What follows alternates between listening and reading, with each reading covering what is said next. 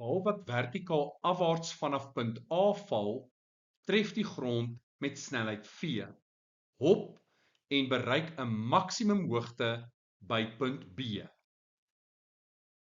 Watter een van die kombinasies hieronder is korrek vir die rigting van die impuls op die bal wanneer dit die grond tref en die grootte van die snelheid waarmee die bal die grond verlaat? Die korrekte antwoord C. Die rigting van die impuls is opwaarts en die grootte van die snelheid waarmee die bal die grond verlaat is kleiner as v.